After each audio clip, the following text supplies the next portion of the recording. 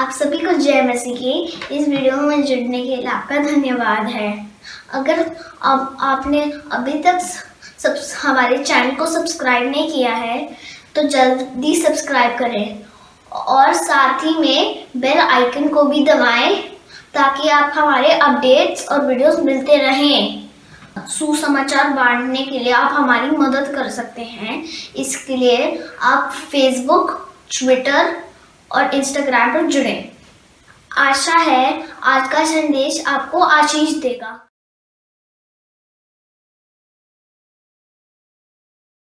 दुख नहीं होगा, ना भूख होगी, ना लाचारी होगी, वहाँ केवल प्रेम होगा। और उस जगह पर आज जॉय है, मेरा ये विश्वास है। और मैं आने वाले समय में विश्वास करता हूँ कि जितने भी प्रभु यीशु मसीह में सोएंगे वो सब वहीं पर होंगे। जो सबसे पहली चीज़ मेरे पास खास तो नहीं है, थोड़ा कम समय में हम इसको ख़त्म करेंगे, मगर एक चीज़ जो मेरे दिल में अभी आई, मैंने जॉय की इस तस्वीर को देखा और इस तस्वीर में एक ख़ास बात है। उसकी जन्म तिथि लिखी हुई है 20 अगस्त 1975 और उसके बाद एक छोटा सा डैश है और उसके बाद लिखा हुआ है 17 जुलाई 2020। हम सभी जो यहाँ पर बैठे हैं, सबकी कोई ना कोई बर्थ डेट तो ज़रूर होगी, कोई ना कोई जन्म तिथि तो ज़रूर होगी। और जैसे ही बंदा पैदा होता है उसका डैश चालू हो जाता है।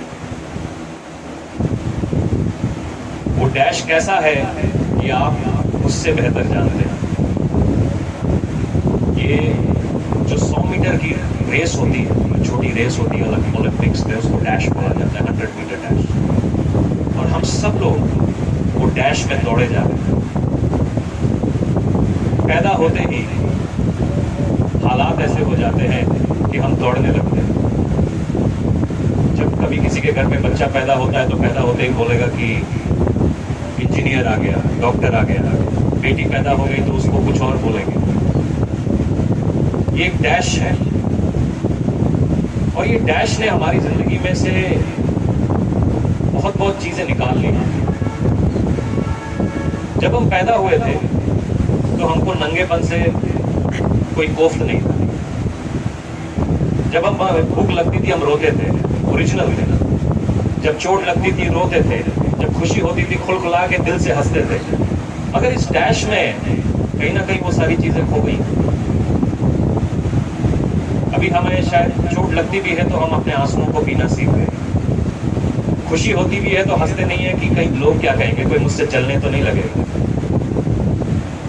अपने अपने चेहरों पे सबने एक मुखौटा लगा रखा है, कोरोना वायरस की वजह से नहीं और किसी और कारण से। डैश ने हमको ये मुखौटा लगाना सिखा दिया। तू फलां है, तू फलां है, तू अमीर है, तू गरीब है, तू मोटा है, तू पतला है, तू काला है, तू इस प्रकार से है। ये डैश है हम सभी का। खुदा ने हमको कुछ और बनाया था मगर इस डैश ने आपको क्या बना दिया। और जो कोई भी इस डैश में फंसे हैं, हम सबको एक छुड़ाने वाला चाहिए, हमको एक बचाने वाला चाहिए। आज हमारी दौड़ किसके लिए है? शायद कुछ पैसे के लिए दौड़ रहे हैं, कुछ काम के लिए दौड़ रहे हैं, कुछ और चीज़ों के लिए दौड़ रहे हैं। हम सब दौड़ रहे हैं। अपने बगल वाले को देखकर आप सोच सकते हैं वो किस लिए दौड़ रहा है। शायद घर में शांति रखने के लिए, बच्चों को कहीं बाहर भेजने के लिए, बच्चों का बिजनेस सेट करने के लिए, बच्चों की शादी कराने के लिए। हम सब दौड़ रहे हैं और इसी दौड़ में हम खुद को भूल गए। हम वो बन गए हैं जो हमको बनना नहीं था। हमारे हालात हमको बना रहे हैं। और जब मैं कल रात को इस मीटिंग के बारे में सोच रहा था तो मेरे को बचपन में एक गीत याद आया। मैं 13 साल का था, एक पिक्चर निकली थी, जो जीता वही सिकंदर। आप बोलेंगे पास्टर जी पिक्चर की बात क्यों करते हैं? मैं 13 साल का था और इस पिक्चर में जितने एक्टर्स थे वो 30 साल के ऊपर के थे। और वो स्कूल के बारे में एक पिक्चर थी, जो साइकिल रेस के बारे में एक पिक्चर थी। और वो पिक्चर मैंने देखी, उससे बहुत मैं इम्प्रेस हुआ। और वो उस मूवी का टाइटल था जो जीता वही सिकंदर। मैंने सोचा थोड़ा सिकंदर के बारे में पढ़ लेते हैं, ये कौन था। सिकंदर आधी दुनिया पे राज करने वाला एक राजा हुआ जो मकदूनिया ग्रीक से निकला और भारत तक आया। वो 32 साल का था, और जब वो इराक यानी बाबिलोन में था वो वहां पर मर गया। एक 32 साल का राजा जब वो मर जाता है तो काफी तकलीफ होती है, क्योंकि उसने पूरे दुनिया के अंदर अपना सिक्का चला दिया। और कुछ लोग कहते हैं, कुछ हिस्टोरियंस ऐसा कहते हैं कि वो मलेरिया से मर गया, कुछ हिस्टोरियंस ऐसा कहते हैं कि उसकी जो मेह थी, उसकी जो शराब थी, उसमें किसी ने जहर मिला के उसको दे दिया था और उसके बाद सिकंदर मर गया था। मगर जब वो मर गया था उसके बाद ही कहानी कुछ और थी, मगर उसने अपनी ज़िंदगी में 3 आखिरी जो विशेष थी, जो 3 आखिरी उसकी उम्मीदें थी अपने जनरल्स को कही, क्योंकि उसके पास परिवार नहीं था, अकेला था। क्योंकि हम लोग सब ऊपर भागने की तैयारी में लगे रहते, मेरे को टॉप पे होना है, मगर एक चीज़ जब हम ऊपर पहुंचते हैं तो हम देखते हैं कि हम अकेले थे। उन्हें 3 बातें कही थी कि मेरी जो आखिरी यात्रा होगी वो 3 बातों से होनी चाहिए, कि जितने मेरे फिजिशियंस हैं, जितने मेरे डॉक्टर्स हैं, वही मेरी लाश को उठाएंगे। जितना मैंने कमाया है, जितना कुछ मैंने जीता है, वो सब मेरे आजू बाजू मेरे लाश के सामने फेंकते जाना। और तीसरी बात उसने ये कही थी कि मेरे जो दोनों हाथ हैं ना, वो खुले रखने, बाहर लोगों को दिखने चाहिए। एक राजा जिसने सारी दुनिया को जीत लिया और जिसके नाम पे ये कहावत है, जो जीता वही सिकंदर है। मगर जब वो मर गया, वो कहता है मैं दुनिया को ये दिखाना चाहता हूँ कि मेरे डॉक्टर्स मुझे बचा नहीं सके, मेरा पैसा किसी काम का नहीं है, जैसा आया था वैसा जा रहा है, और मेरे दोनों हाथ खाली हैं। और हम उसी के ऊपर एक कहावत लेकर बैठ गए कि जो जीता वही सिकंदर। मगर क्या वो सही में सिकंदर था? मैं एक ऐसे इंसान के बारे में जानता हूँ जो हार गया, मगर सही में वो बादशाह। हम में से जितने यहाँ पर बैठे हैं, हमारी जिंदगियाँ हमारे माँ बाप की मोहताज है। हमारे माँ बाप एक साथ आए तभी हम यहाँ दुनिया में। एक ऐसा व्यक्ति है जो बिना पुरुष के इस दुनिया में आया, उसका नाम है यीशु मसीह। वो मरियम की गर्भ में घुस गया क्योंकि रूह पाक ने उसको वहाँ पर डाल दिया।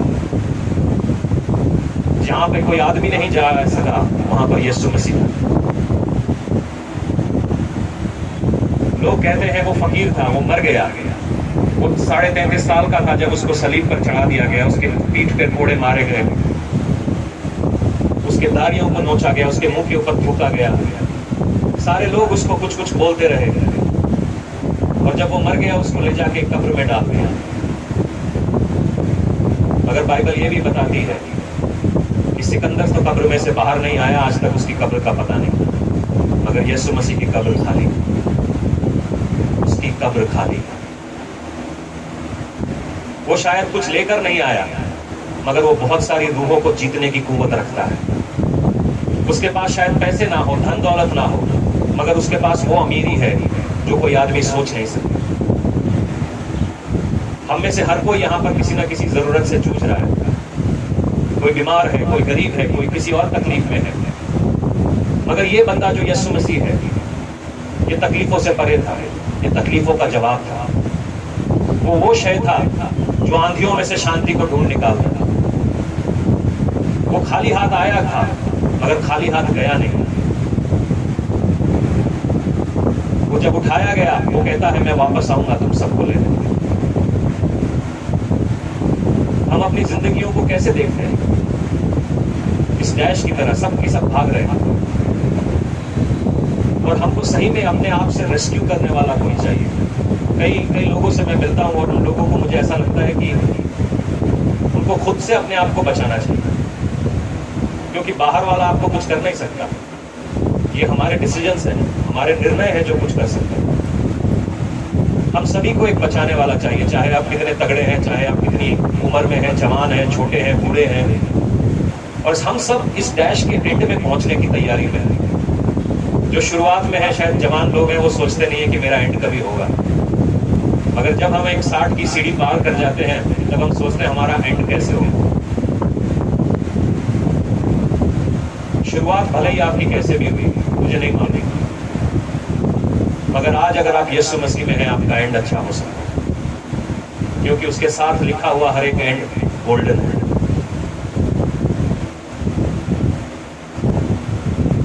ये फर्क नहीं पड़ता आपकी कौम क्या है, आपकी ज़ात क्या है, आपके नाम के पीछे मसीह लगा है नहीं लगा है, मगर ये मौका रहेगा कि एक बार अपनी ज़िंदगी को थोड़ा सा टटोल के देखें कि इस डैश में मैं कहाँ हूँ। है तो ये छोटा सा, मगर कुछ लोगों के लिए सदियों जैसा है। कुछ लोगों की जिंदगियां मतलब एक एक लम्हा उनको सदियों के जैसा लगता है। कुछ लोगों के लिए जिंदगी शायद शुरू भी नहीं हुई, कुछ लोगों की जिंदगी शायद आखिरी पड़ाव में है, मगर हम सभी को एक ऐसा आदमी चाहिए जो हमको इस डैश में से निकाल सके। आपको इस डैश के लिए पैदा नहीं किया गया, मैं आज आपको ये बता देता हूँ। इस डैश से बड़ी चीज़ों के लिए पैदा किया गया। आपको इसलिए नहीं पैदा किया कि आप 2 बच्चे पैदा करें, एक घर बनाएं और बच्चों के हाथ में वो घर रख के चले जाएं। ये तो सब करते, जानवर भी करते। आपके घर में अगर आपने टॉमी पाला है तो टॉमी ने भी पिल्ले दिए हो। टॉमी और हमारे बीच में फर्क है। टॉमी के पास चुनाव नहीं है, हमारे पास वो मौका है कि हम चुन सकें। हम में से हर कोई सिकंदर बनना चाहता है, मगर मैं आज आपको बताता हूं कि हम अपनी जिंदगियों को खुदावन यीशु के पास लाएं ताकि हमको शांति हो। कुछ बातें हैं जो सिकंदर के पास नहीं थी, शांति। आप लोगों के घरों में अगर मसले चल रहे हैं तो आपको मालूम है कि शांति की कीमत क्या है। सिकंदर के पास डॉक्टर्स थे मगर उसके पास शिफा नहीं थी। जो बीमार है उनको शिफा की कीमत मालूम है। सिकंदर के पास सब कुछ था, आशा नहीं थी कि उसकी जिंदगी कहाँ जाएगी, मगर जो यीशु मसीह में यहाँ बैठे हैं वो बहन जैसा बोलती है कि मैं एक दिन जॉय से मिलूंगी, वो एक आशा है। आशा की क्या कीमत लगाएंगे, शांति की क्या कीमत लगाएंगे, शिफा की क्या कीमत लगाएंगे? इन सब चीजों की कोई कीमत नहीं है।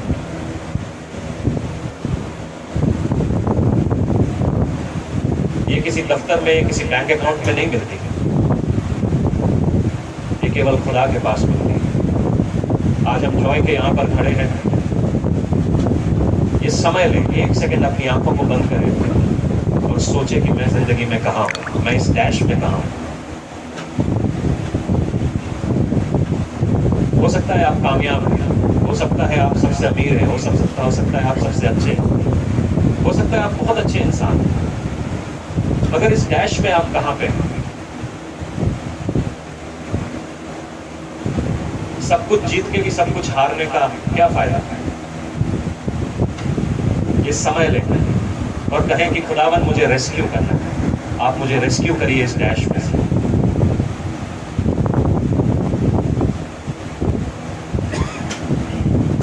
मैं आपको अपनी तरफ नहीं बुला रहा हूँ, अपने चर्च में नहीं बुला रहा हूँ, अपने घर में नहीं बुला रहा हूँ, मेरी जिंदगी में नहीं बुला रहा हूँ। मैं चाहता हूँ कि आप खुदावन को अपनी जिंदगी में बुलाएं। अगर वो मौजूद है, अगर वो है, जो मैं कहता हूँ वो है, तो वो आपकी बुलाहट का जवाब जरूर दे। बाइबल एक आयत पढ़ता हूँ, उसके बाद खत्म करेंगे।